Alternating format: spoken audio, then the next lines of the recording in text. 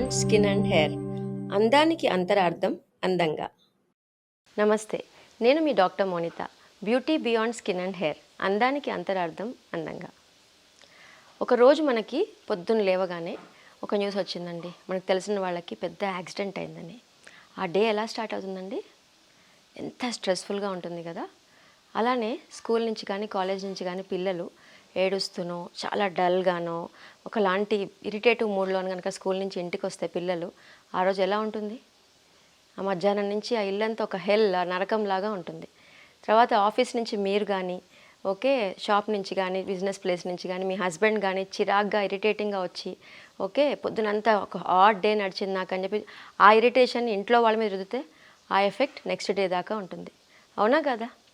అంటే ఒక stressful day, అంటే ఒక భయంకరమైన న్యూస్ విన్న రోజో, ఎవరైనా పోయారని తెలిసిన రోజో, లేకపోతే ఎవరితోనో చిన్న గొడవ జరిగిన రోజు, అండ్ అన్నీ అనుకున్నట్టుగా జరగలే. ఆ రోజు చాలా గజిబిజిగా గందరగోళంగా జరిగాయి.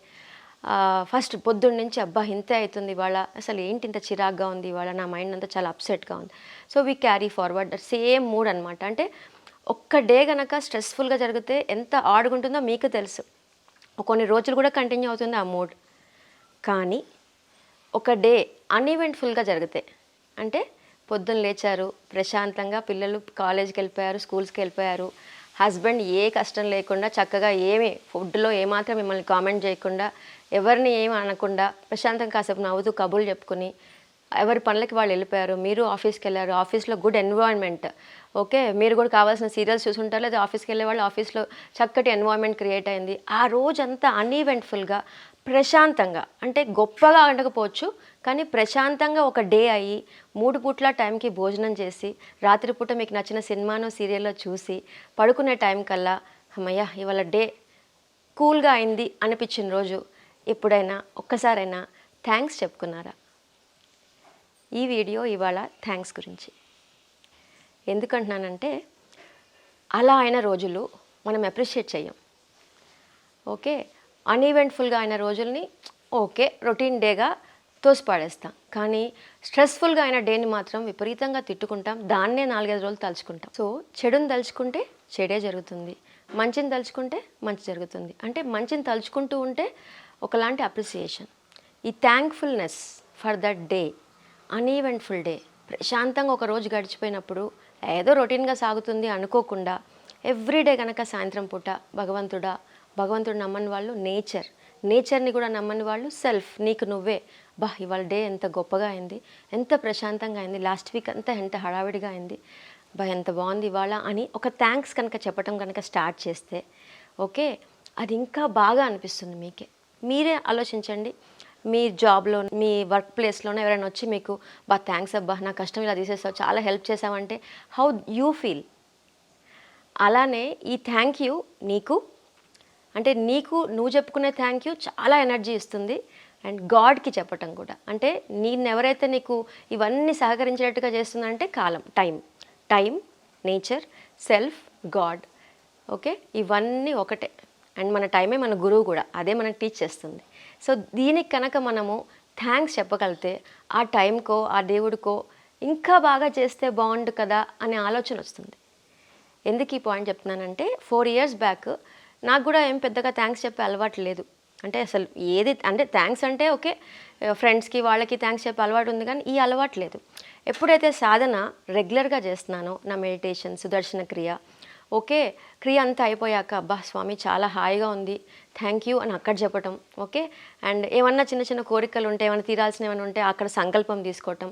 రాత్రిపూట కూడా పడుకునేటప్పుడు థ్యాంక్ యూ అని చెప్పి పడుకున్న రోజులో నెక్స్ట్ డే మళ్ళీ అలాంటి థ్యాంక్ యూ చెప్పుకునే డే స్టార్ట్ అయ్యేది. వావ్! ఇలా థ్యాంక్ యూ చెప్పుకునే డేస్ నా లైఫ్లో పెరగసాగాయి. భలే బాగుంది. పొద్దున్న లేవగానే స్వామి ఎస్టర్డే వాజ్ వండర్ఫుల్.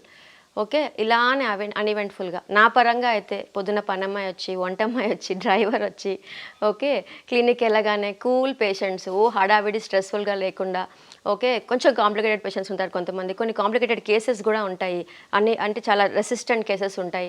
అలాంటివి చూడటానికి ఖచ్చితంగా నేను సాహసిస్తాను, డౌటే లేదు.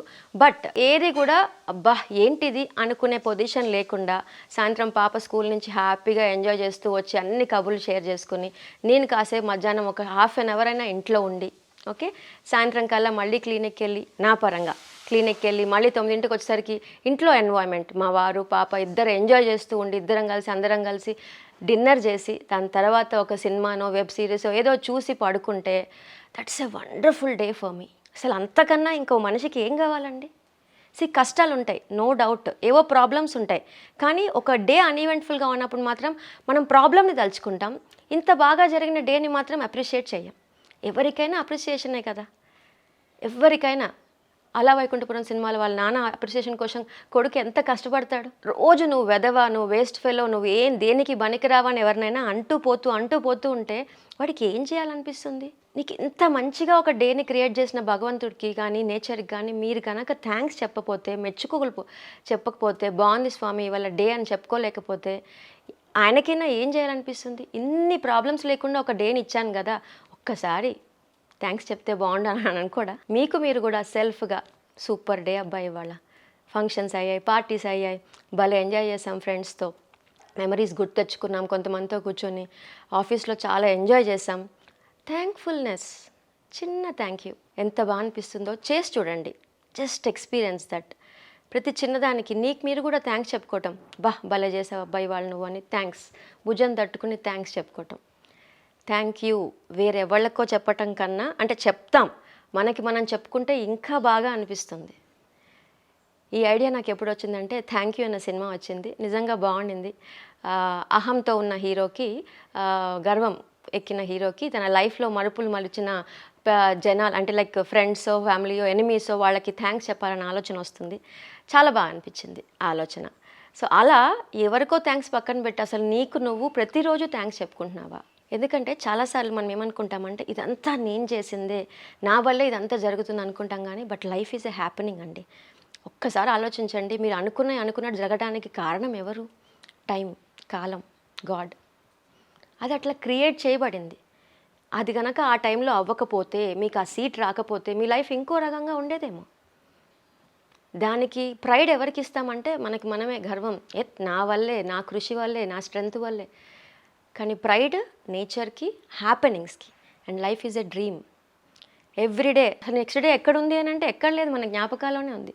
ఆ జ్ఞాపకం ఎలా అయితే బాగుంటుంది, చెడుగా కన్నా హ్యాపీగా అయితే ఇంకా బాగుంటుంది.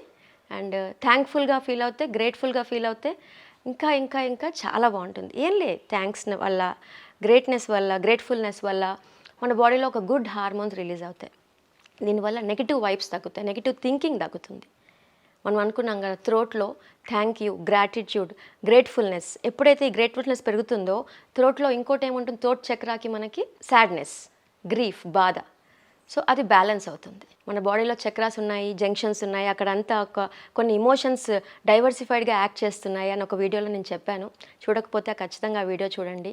సో గ్రేట్ఫుల్నెస్ని, థ్యాంక్ఫుల్నెస్ని పెంచుతుంటే మన బాడీలో గుడ్ హార్మోన్స్ రిలీజ్ అవుతాయి అండ్ బాధ తగ్గుతుంది, గ్రీఫ్ తగ్గుతుంది, కంప్లైంట్స్ తగ్గుతాయి, కాంప్లిమెంటింగ్ నేచర్ పెరుగుతుంది. ఏది చేయాలన్నా సేమ్ మళ్ళీ ఎనర్జీ లెవెల్స్, ఆలోచన విధానం బాగుండాలి అని అంటే ఎనర్జీ లెవెల్స్.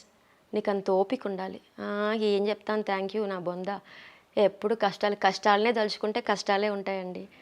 సో కొంచెం అవేర్నెస్గా, కొంచెం ఓపిక తెచ్చుకొని ఇలాంటి పనులు, అంటే మనం థాట్ ప్రాసెస్లోనే కొన్ని చేంజెస్ తెచ్చుకోగలితే కనుక life will be beautiful. Survey జనా సుఖినో భవంతు, లోకా సమస్త సుఖినో భవంతు.